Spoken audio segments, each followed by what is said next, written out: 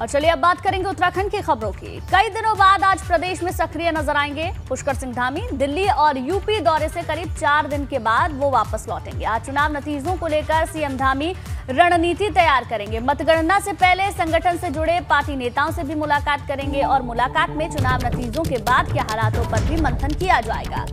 आपको बता दें कि सीएम धामी पिछले कई दिनों से दिल्ली और यूपी के दौरे पर थे, जहां वो दिल्ली पार्टी आलाकमान से मुलाकात करने पहुंचे थे। तो वहीं यूपी में सीएम धामी ने आखिरी चरण के लिए चुनाव प्रचार भी किया।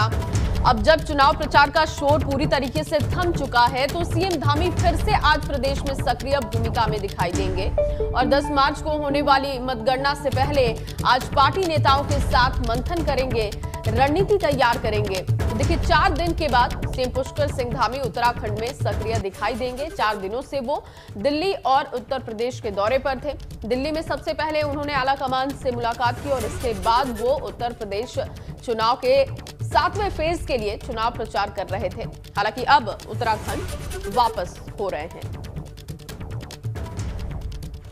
वहीं नतीजों की तारीख नजदीक आते ही भाजपा और कांग्रेस नेताओं की धड़कनें बढ़ने लगी हैं। आज कांग्रेस के कई दिग्गज नेता दिल्ली पहुंचने वाले हैं, जिसमें गणेश गोदियाल और प्रीतम सिंह भी शामिल हैं, जबकि हरीश रावत पहले से ही दिल्ली में मौजूद हैं।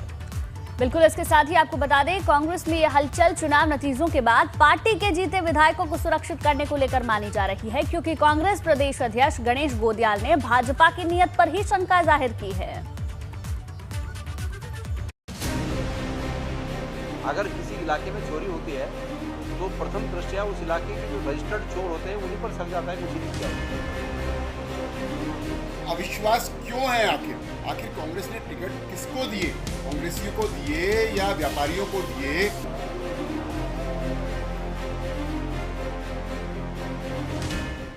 उत्तराखंड में विधानसभा चुनाव के नतीजे 10 मार्च को आएंगे, मगर उससे पहले ही सियासी गलियारों में चर्चा है कि कांग्रेस अपने विधायकों को किसी सुरक्षित स्थान पर शिफ्ट कर सकती है। चर्चा है कि कांग्रेस चुनाव जीतने वाले अपने विधायकों को किसी महफूज ठिकाने पर भेजने की तैयारी कर रही है। इसमें वो राज्य शामिल हो सकते हैं जहां पर इस समय कांग्रेस की सरकार है। उत्तराखंड में चुनावी नतीजों के लिए जैसे ही समय कम हो रहा है, भाजपा और कांग्रेस की धड़कनें उतनी ही तेज बढ़ती जा रही हैं। इसी बीच सियासी हलकों में चर्चाएं हैं कि कांग्रेस अपने जिताऊ प्रत्याशियों को कांग्रेस शासित राज्यों में भेज सकती है। ऐसे में ये कितनी हकीकत ये चर्चाएं हैं, तो आने वाला वक्त तय करेगा। लेकिन फिलहाल सियासत का बाजार इन्हीं चर्चाओं के बीच उत्तराखंड में गर्म हो चला है। एबीपी गंगा ने इस बारे में कांग्रेस प्रदेश अध्यक्ष गणेश गोदियाल से भी सवाल किया।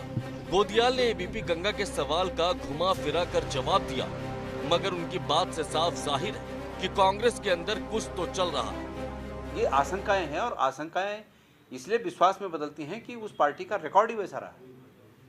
अगर किसी इलाके में चोरी होती है तो प्रथम दृष्टया उस इलाके के जो रजिस्टर्ड चोर होते हैं उन्हीं पर शक जाता है कि उसी ने किया होगा। तो यही हाल यहाँ भी है। अगर चोरी होने की संभावना है तो शक पहले से ही बीजेपी पर चला जा रहा है कि ये ऐसे कर सकते हैं। अभी विधानसभा चुनाव का रिजल्ट नहीं आया, मगर अभी से कांग्रेस नेताओं के मन में आशंका के बादल मंडरा रहे हैं। भाजपा इसे लेकर कांग्रेस पर तंज कस रही। हाँ, उनके विधायक ठीक ठाक संख्या में आ रहे होंगे, लेकिन वो सत्ता के इर्द गिर्द नहीं पहुंच रहे। दूसरा, कांग्रेस को ही अपने विधायकों पर विश्वास है, विश्वास नहीं है। इतना अविश्वास क्यों है? आखिर कांग्रेस ने टिकट किसको दिए? कांग्रेसियों को दिए या व्यापारियों को दिए या अवसरवादियों को दिए? तो ये बड़ा दुखद पहलू है कि माननीय विधायकगण माननीय होते हैं, वो कोई भेड़ नहीं है। उत्तराखंड में जोड़ तोड़ की राजनीति कोई नई बात नहीं है। एक तरफ जनता हर 5 साल में सरकार बदल देती है, उसी तरह से नेताओं का भी कोई भरोसा नहीं है कि वो कब पाला बदल ले। ऐसी कई सीटें हैं जहां पर भाजपा और कांग्रेस के बीच मुकाबला कड़ा है। जाहिर है कि हर एक सीट पर जीत के खास मायने हैं। कांग्रेस के जिताऊ प्रत्याशियों को अज्ञातवास में भेजने की चर्चाओं में कितना दम है, ये तो आने वाला वक्त तय कर ही देगा।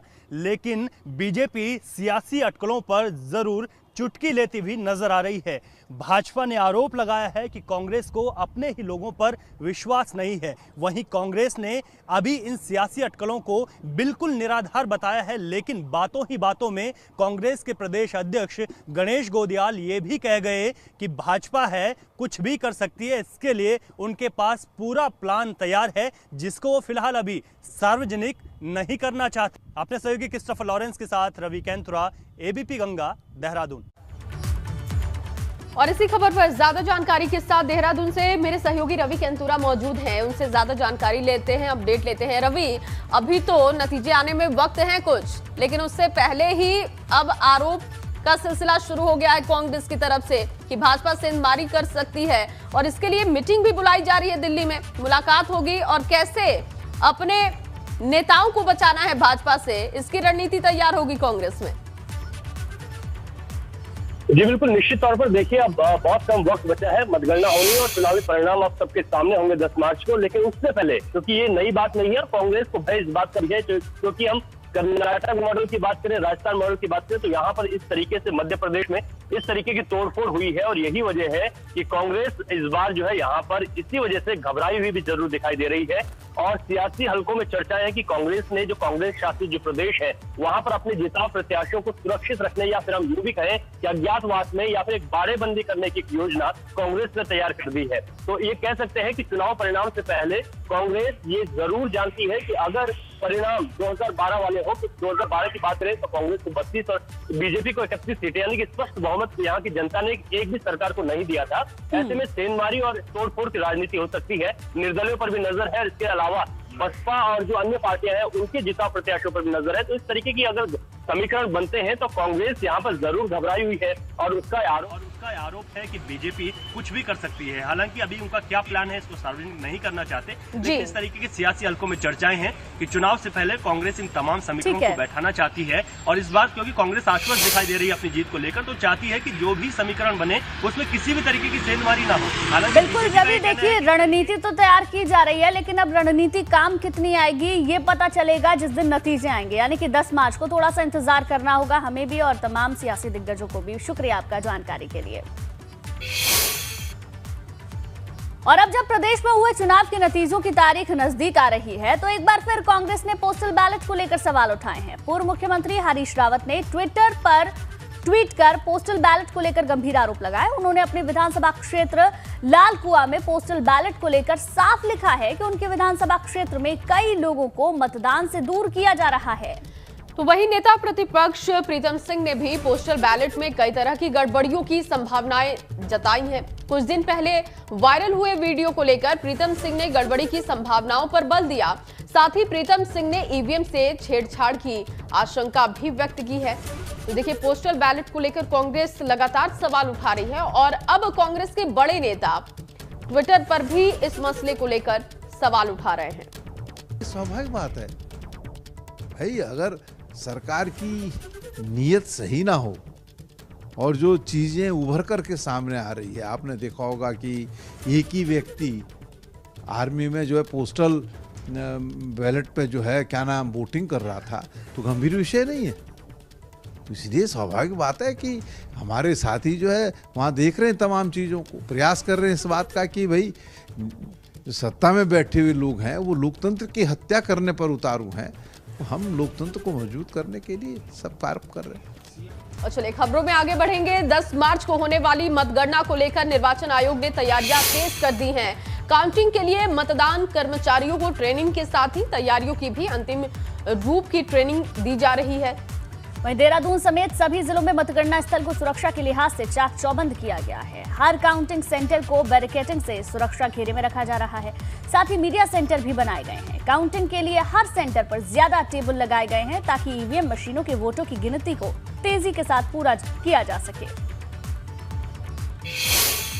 उत्तराखंड विधानसभा चुनावों में मतदान के बाद अब मतगणना की बारी है।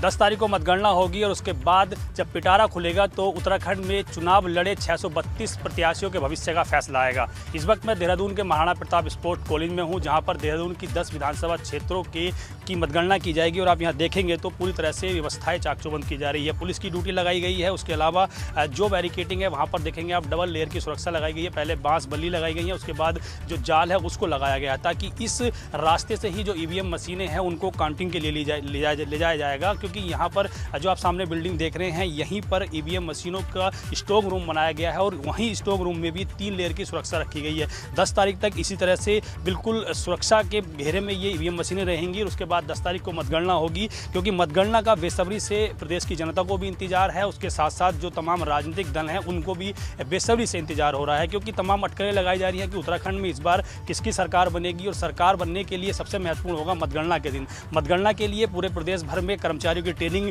की जा रही है, कर्मचारियों को प्रशिक्षित किया जा रहा है कि किस तरह से मतगणना की जानी है। उसी के बाद तमाम जो कर्मचारी प्रशिक्षित होंगे वो मतगणना में बैठेंगे और मतगणना करेंगे। लेकिन हमें 10 तारीख का इंतजार करना होगा कि 10 तारीख को जब मतगणना होगी, उस पिटारा खुलेगा तो कौन प्रत्याशी जीतकर विधानसभा तक पहुंच पाता है और उत्तराखंड में किसकी सरकार बन पाती है। देहरादून से अपने सहयोगी निशांत चौहान के साथ पंकज राणा, एबीपी।